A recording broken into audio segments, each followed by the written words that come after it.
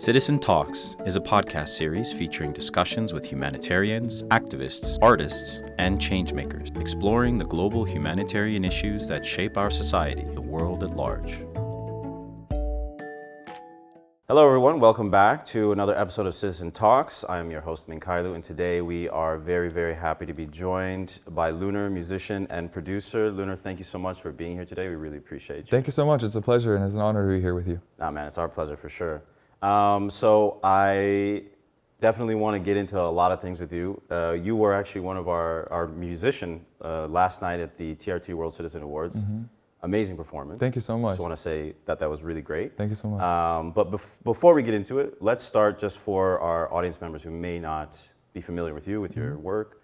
So who are you and kind of what do you do? What are you about? Yeah, my name is Llunr. My name is also Badr.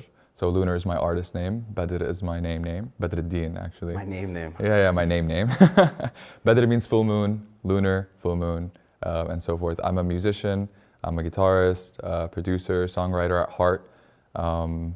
That's who I am. I've been releasing music since 2018 is when my first song came out. And I had just released my debut album just a couple of months ago called Dual Reality. So I'm really excited to share that music with everyone, and I'm happy to be here, man. Yeah.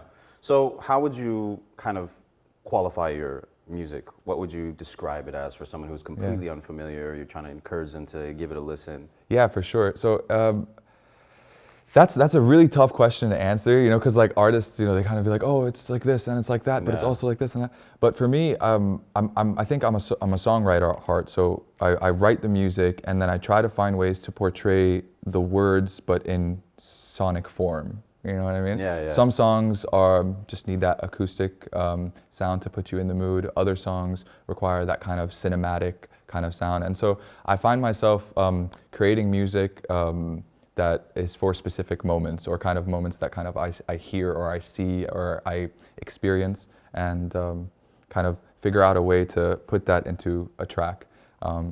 So sometimes I would say, you know, cinematic pop music. Have pop sensibilities, which is like, you know, having an earworm, having just different melodies across, you know. I don't know, I think that's the best way I can kind of portray what kind of music I make. But listen to the music yourself. Yeah. Let me know what you think. I did, actually. Yeah, what do you think? How would you describe me?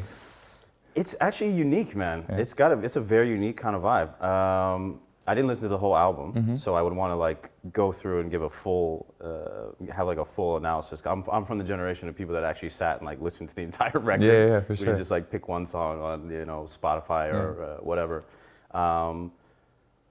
Yeah, I'd say actually that's pretty accurate. That's pretty accurate characterization of it. Yeah, I write music out of experiences, my personal experiences, but also kind of what I see and what's happening with the world. And I think that's what Dual Reality is about. It's personal experiences, messages that I think that I truly believe in. And I'm just going to name drop a couple of songs like Slow Down. The Root talks about, you know, life and its ever-changing nature. But then on the flip side, you have Wake Up, which is a call to action. You have Rebels of the Rule, Who Are You? These songs that I kind of wrote just after seeing what's been happening to my people in the genocide in Gaza and Palestine. And these songs are not just tailored to that, it's for also other people who are facing the same struggles as well. Yeah. So it's a mix of two worlds, two realities, and that's why, you know, hence the name of the album. Yeah. So let me ask you a little bit about your background. Please. You're Palestinian Jordanian, and you were raised a little bit in the States, and mostly in Jordan, I think. A little bit in the States. Yeah, a couple of years more than Jordan. It's like half my life in the States, half my life in Jordan. Okay. And now you were based in Jordan. Now you're based in Jordan. Now I'm based in Jordan. Family's in Jordan. You know, Okay. family comes first. Friends are in Jordan. I love the community. I love the people, and so yeah. So you mentioned this yourself, Dual Reality, name of the album, all that kind of stuff. How has that sort of unique identity that you have, that background, how has that informed, I would say, your choices and your progression as an artist? So because I've lived half my life in the States, I have been influenced by a lot of the Western kind of music and Western culture. But at the same time, being Palestinian kind of taught me resilience and taught me to speak the truth. And so I think that combination of having I don't want to call them pop melodies, but you know, kind of these melodies and the style of writing and so forth, but also at the same time being authentic and being honest and being truthful, combining that and, you know, standing with my people at the same time. I think that is kind of, you know, how this album and my music kind of came about. Yeah.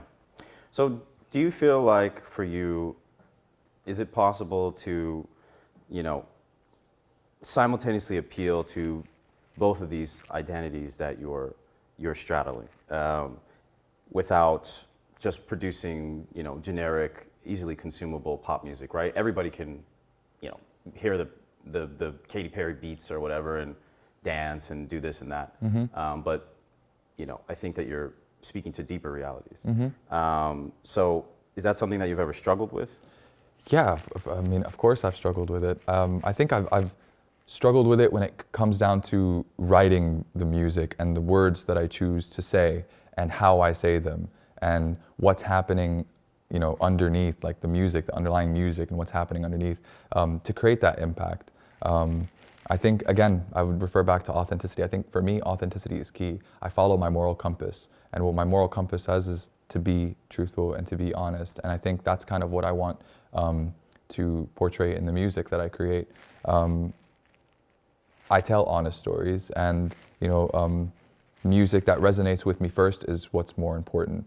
First and foremost, it's got to resonate with me. It's got to be to me, and if I like it and I feel deeply passionate about it, I hope that it attracts those who feel the same way. Do you do any music in Arabic, or is it exclusively in English? So because of me being raised in the States, I find it very comfortable to express myself in English. But recently with Dual Reality, I did try to incorporate some Arabic instrumentation, whether it's the qanun, whether it's the oud. There's an Armenian instrument even called the duduk that I incorporated in one of the songs off of Dual Reality. So I'm trying my best to kind of bring that culture and bring that heritage background into the music with those kind of Western influences, if you will. Yeah. So this is something that's kind of interesting to me because Western music has always had a big influence, like all over the world, right? You know, you see it in the past with like things like jazz going from the U.S. to everywhere on Earth, and even today, right? You know, I think my own family is from West Africa, and I go to visit my father, and I hear the local modern music, you know, mostly from Nigeria, but it's kind of becoming somewhat homogenous. Like I hear a lot of similarities to, you know, the current trends in Western music in terms of the sound and all this type of thing. So what is it in your mind, coming from another culture, living in the States, that is so what grabs about Western music so much that people are using that form in the way that they choose to express themselves? Like, why do you think so many artists kind of choose, or that influence just holds really deep with a lot of musicians, like all around the world? That's an interesting question. I want to think about that for a second. Yeah, take your time. Sorry if I'm throwing you off. No, not at all, not at all. No, these are good questions, and I'm going to brainstorm with you. How about that? Okay. Yeah, we're going to go back and forth. I feel like what Western music does is it's earworms, right? Just melodies that are repetitive, right, that you will remember and that you will want to listen to over and over and over again. Like the structures of the song. Yeah. Even if it's like a riff, like in the beginning of a song, that might be something that we're like, I know that, right? No. We play this game every now and then where we play like literally the first millisecond of a song between my brother's families, friends, stuff like that. Yeah. And you have to guess what song it is. Okay. You know? Yeah. And I've realized that unknowingly you remember these songs just from the first second, and I think that's repetition. Yeah. So I think maybe to answer it, and this is just off the top of my head, I think repetition is kind of why people gravitate towards that kind of style of music. But I can imagine that finding that combination of wherever culture you're from, whatever music, you know, that your ancestors, you know, used to listen to or they created and so forth, old music, classical music, you know, Abdul Halim from, yeah, I'm just, you know, in our culture, in our background, there is that form of repetition, but there's also that form of kind of earworm in, like, you know, the music. I want to reference songs, but I can't think of any off the top of my head. But yeah, what do you think about that? Yeah. Yeah, I think it's partially because when you have so many different cultures coming in, you can definitely create like something very unique. So that, I think, was the hook with jazz, right? Yeah. Like it emerged in a place where you had a lot of cultures, like New Orleans, right? So you have, you know, the French history, you have the Spanish history, then you have a lot of African Americans, Black people who are there. You have, you know, Native Americans who are there, and I think that's something that like inspired people to, you know, explore different ways to play with music and to, you know, try new things. And so part of it is that like there is some aspect of uniqueness around. I know, 'cause I used to be a jazz musician back in the day. Really? So, yeah, and I love that form of music, you know, because it was just, in my mind, I looked at it, it's like this unique creation, something that could really only be perhaps made in a place like America. But that's back in the day, right? 100%. When I think about it now, to be quite frank with you, a lot of times I just think to myself, and also I can get down on America sometimes. I'm allowed to. I'm, you know, born and raised in the States. Like, you're always the most critical of the things that are closest to you. So I feel like now it's because the machine of music in America is so strong. 100%. The same with Hollywood, right? Definitely. Everybody everywhere knows like American films and American shows and Americanisms, right? I go literally around the world and you're talking to people, two people from different countries. I've seen it 1,000 times. They'll both first try their languages, and then the second language they always attempt is English. And that's part of a broader sort of reach, I guess, that America has in a soft cultural context. And so with the music industry, it's the same thing, right? Definitely. Like that music has just spread everywhere around the world. And so it just is normal for people. Like they're used to the sounds, they're used to the structure, as you say, they're used to all that. And so now things are kind of combining into this singular. I will say though that a lot of countries, like, they do take it, they make it their own thing. 100%. In a lot of ways, but you can feel the influence. Yeah, 100%. I think also, like, you know, we're exposed to so many different sounds and so many different songs and so many different artists, so many just with our phones. Yeah, you know what I mean? Right. And so I think because of that, you know, we can find different influences from all over the world and fuse them with other sounds and so forth. You know, you can take jazz and then maybe take a little bit of Arabic, combine that, and bam, you have yourself this genre that is very kind of new to the market. But I totally understand your point regarding like kind of Hollywood and the music industry. Right. And yeah. So speaking about that specifically, like, did you find any difficulty in being, like, you're a Palestinian, and we all know very well that America is very, very much accountable for what's happening in Palestine, in Gaza, even to this day, you know? Yeah. And so being Palestinian, growing up partly in America, I guess, do you ever find it difficult or odd for yourself to be sharing a message of Palestinian liberation while sort of absorbing some of these cultural influences and reflecting that in your music, like these Western American cultural influences? I mean, I think it's taking advantage, you know what I mean? Like, you know, again, that's what I was influenced by as a kid, and that's kind of what I grew up listening to. Right. But also being Palestinian and understanding the struggles of my people, I think that taking advantage of something that I'm very familiar with, and maybe taking advantage might not be the best way to kind of put it, but being able to take that kind of, let's call it a formula, just for the sake of conversation, and bringing my heritage and my words and my writing and put it together, I think is something new and something that I'm happy to share with the world. Yeah. So let's get specifically into one particular song. You performed it actually last night, Keep Your Key. Oh. So the song is talking about, I think, something that's like very specific to an aspect of Palestinian identity. So can you share with us a little bit about, because some people may not know. Yeah, of course. Can you talk with us a little bit definitely. about the meaning behind that and what your sort of objectives were with that song? So Palestinians were exiled and displaced in 1948. Many of them, including my ancestors, kept the keys to their homes in hopes that one day they will return. The key has then become a symbol of hope for Palestinians scattered all over the world. When I wrote this song, I kind of imagined what the land or what the homes of the displaced would say back to those displaced. And I think it would be, while I was writing it, keep your key. You're going to need it to come back home.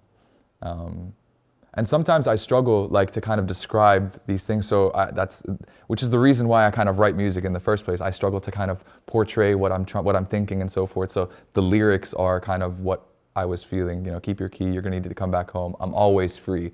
I'm always going to be a free Palestine. Come back home, always free. I'm here to remind you, you're never alone. And it's hard to say that I've been okay. Every now and then, I hear you call my name in protests, on the streets, social media, everybody. So keep your key. You're gonna need it to come back home. And that's just the pre, but that's kind of essentially what the song, is about, what I meant when I was writing it. I love it, man. Thanks, man. It's a great song, really. Thank you very much. Everybody should listen to that one. Thank you very much. So this is like something actually that I find really interesting about your music, is that you sort of, you're conveying this deeper sense of, acting intentionally for, social justice, for equality, for these kinds of things, bringing about societal change. And I feel like, music and social justice movements have always really gone hand in hand. You think, historically, you look at people like Bob Marley, Bob Dylan, right? The Hurricane, these kinds of things. Pete Seeger, the list goes on and on. Public Enemy, one of my personal favorites. We were talking about that yesterday. Yeah. So I feel like, though, in the modern era, the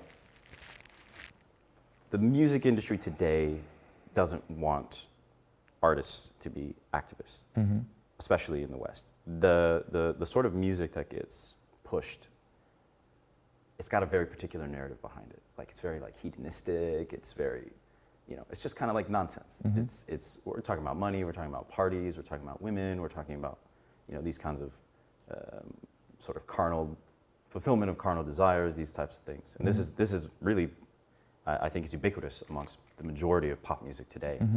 So I wonder if you feel, as an artist who speaks about social justice in your music and issues like what you're mentioning here, if you feel like in the modern music industry, if it's even possible for these kinds of songs, music within a social justice agenda, if it's even possible for this to be effective, to be successful, to kind of spread around the world in the way that it used to, right? Everybody knows Bob Marley, But today, we don't have any equivalent, Can that still happen based on the way that the music industry is now? Yeah, that's a tough question. You listen to all of these artists that you've mentioned, right? And there are so many people out there that listen to these artists. There are so many people out there that stand with social injustice. They don't want this anymore, and they stand with Palestine, and they stand with Sudan, and they stand with Syria, and they stand with Libya, and so forth. Imagine giving them the words. They have these feelings, and they want to speak, right? And they want to say these things. Imagine if it becomes, if it's in music, right? In music form. You're giving them that platform to say the things that they've wanted to say, but sung, you know what I mean? And so I feel like it is still important whether or not it becomes mainstream. I think it's besides the point. I think for me, I'm creating music because I feel this way. I think I'm an artist before I'm an activist, first and foremost. I see what I see, and I write what I see and what I feel and my emotions and so forth. And I think that following that kind of formula of, yeah, let's make this mainstream song because this is what's gonna hit, or this is what's gonna go viral on TikTok, or this is what's gonna, and to be honest with you, I have fell into that place before. Sure, sure.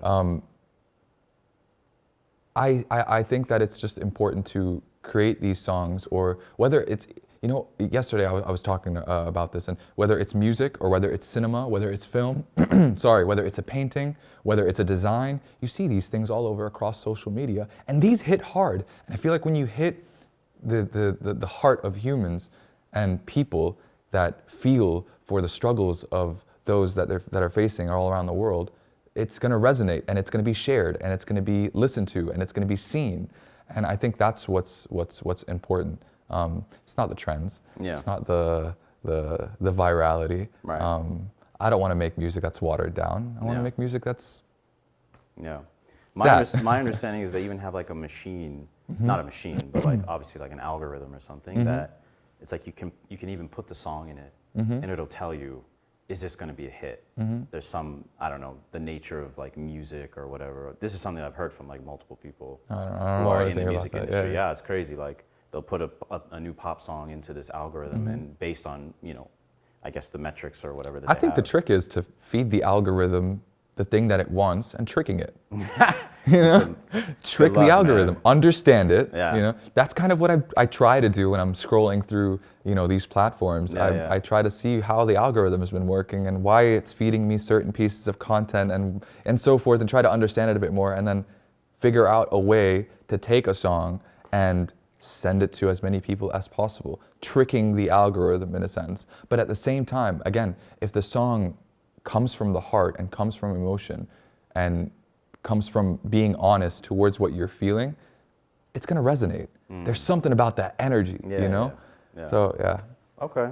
So have you had a lot of personal experience in the, I'll say modern, but also like Western music industry? Like, did you experience anything or like see anything that made you sort of not question your path, but wonder if that was the place that you wanted to be focusing efforts in? Like you said, you yourself have been, you know, concerned with the hype and popularity, et cetera. And again, the Western industry, music industry is, I think, the quickest way to be spread around the world very, very fast. No, I think, alhamdulillah, I'm signed with Empire and with Levantine.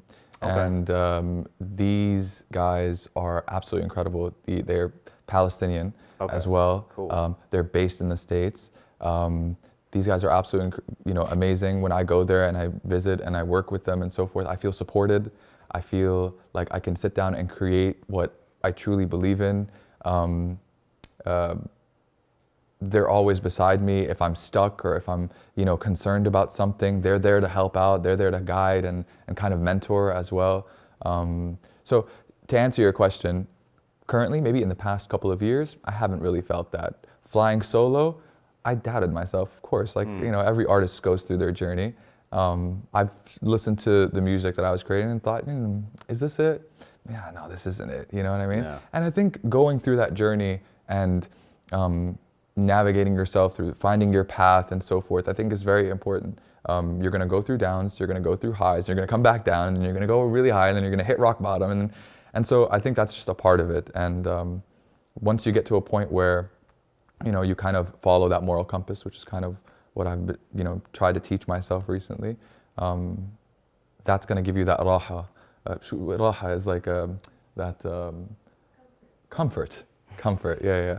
By the way, being in the States and then living in Jordan, now my brain kind of thinks in Arabic and in English, so sometimes I struggle to like put these words together. But, I feel it. You know, my wife speaks like 3 languages, and she's, you know, she'll get stuck. She'll start talking one, and then she can't switch to the next one. It takes her like a minute. You know, I get it. 100%. So you're also a producer. Yes. Does it make it harder as an artist to like get the final product out, being also a producer? When you're an artist, just an artist, like you get into the booth or whatever, you perform, and then somebody else does the magic in the background. So if you're like producing your own music, does that make it more difficult to like get a finished product out? Yeah, I mean, I collaborate with other producers as well, especially when I feel stuck, and I felt stuck multiple times.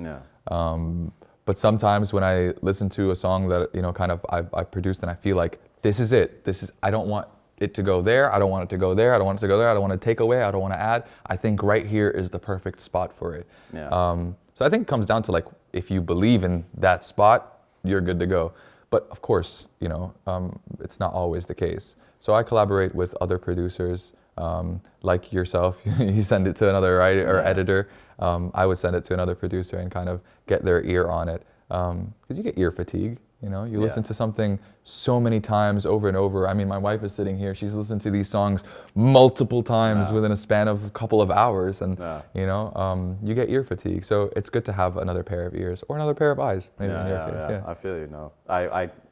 I kind of just have to leave it alone after a while. I'm like, I can't read this again. I understand 100%. what it's like. And then coming back to it, like there's a song that we were working on just the end of last year, and I had listened to it so many times within a span of a few days. Till this day, I still haven't listened to it since then. And now I know that when I revisit it and I re-listen to it, and I'm gonna hear new things, you know, that aren't there. And then I'm like, okay, I gotta just put that in there. Oh, this is what the song's about. Oh, this is a great pre. Oh, this is a great, and so forth, you know? Yeah. Okay. So this is sort of a separate thing, but what's the differences, what are the main differences between the music industry and being an artist in the States and the music industry and being an artist in Jordan? The differences? Yeah, like what's the vibe like in the US versus Jordan? Like when you perform, the reception to your music, you know, how people consume or engage with the music, how they engage with you as an artist. Like what do you find are the sort of like biggest things that stand out as like, well, in America it's like this and in Jordan it's like that? Yeah. I think in the States, I could be sitting in the studio, get a phone call and be like, hey, I'm on the way with so-and-so. And then meet new people, literally like that, like it's the opportunity, it's the chance of getting to meet people because they're all based there. Yeah. And I think, but now in today's time, because we have our phones and we have our laptops and stuff like that, we can all stay connected, you know, no matter where we are on the planet. When it comes down to Jordan, I have my people that I work with in Jordan. I think there's definitely a language barrier because me writing in English also it doesn't resonate as much, I think, also. But I am working on kind of expressing myself in Arabic. Okay. It's my language. It's my native language. I need it to be my native language, you know. So this is something that I want to work with, and I want to work with other songwriters that have that fluency and learn from them, so that I can apply that to kind of the music that I'm creating. Yeah. But I think maybe opportunity. Okay. Chance. Okay. You know, what are the chances you're going to run into so-and-so that could potentially, you know, collaborate or connect with, or maybe nothing, maybe just get to know, you know, and learn from. I think that's maybe the differences for myself. Yeah. Okay. Chance. So I want to get a little bit more info here. What are some alpha for the Some listener? what? Sorry. Some alpha, we call it. What's alpha? That's an old. I was in the financial sector a long time ago. Oh yeah. Alpha is kind of like, you know, just unique information that gives you an advantage over the rest of the market. Okay, sure. So what do you have coming up? Like, what are you working on? You said you might want to do some music in Arabic. Yeah, like, do you of have course. anything in the pipeline right now? Yeah, of course. So again, I just released the album, so that's, you know, what I'll be doing. I want to do a lot more shows. I performed for the first time in the USA last year, Nice. towards the end. So that was really, I did a couple of shows, 4 shows while I was there, which is incredible. So more shows, definitely. That's number one. And I've been writing music alone, but I've also been collaborating with other producers. Big shout out to Danny Haj, who is an incredible person, incredible producer, and brilliant human being. Yeah. We literally met each other like one day, and then that second we just clicked. I felt like I knew this guy for like 5 years. Nice. Like, khalas, that was it. Big shout out to you know, a bunch of artists that, you know, actually I don't know if I should name drop or not, man. I'm thinking about it. Don't worry, guys. Llunr, he's got that money. Just give him 48 hours. Yeah, but we're working on some good music. I have a song. I'll say this. I have a song. It's called One Day Soon. Okay. That I'm really excited to create and to release. So watch out for that. That might be coming soon. Okay, cool. This year, yeah. Nice. So before we wrap it up here, is there any last words, anything you want to share with the audience, something they should know? Oh man, I love you. Thank you so much for listening to the music. Stay strong. Palestinian liberation is coming very soon. And I can't wait. I can't wait for more, God willing, inshallah. And I can't wait for all that's to come for myself and for you. Nice. So where can people find more information about you? Where can they listen to your music? Where can they connect with you on socials? 100%. You can find me at Llunr, Llunr, music on Instagram or on TikTok, Llunr, Spotify, Apple Music, and Gami, the whole shebang. I'm YouTube. You can listen to my music there. Be sure to listen to Dual Reality. It is a project that I was really excited to release, and it has songs that are as old as 4 years old on it. So I'm really excited for you to listen to them and let me know what you think. Nice. Yeah. Okay, guys. Thank you so much for being here. We really appreciate it. Amazing. You're an amazing artist. Really. Thank you. I really enjoyed your stuff. Thank you so much. Thanks for joining us. Thank you for having me. It's a pleasure, man. Yeah. Thank you. And for all of our listeners, thank you for joining us for another episode of Citizen Talks, and we will see you next time.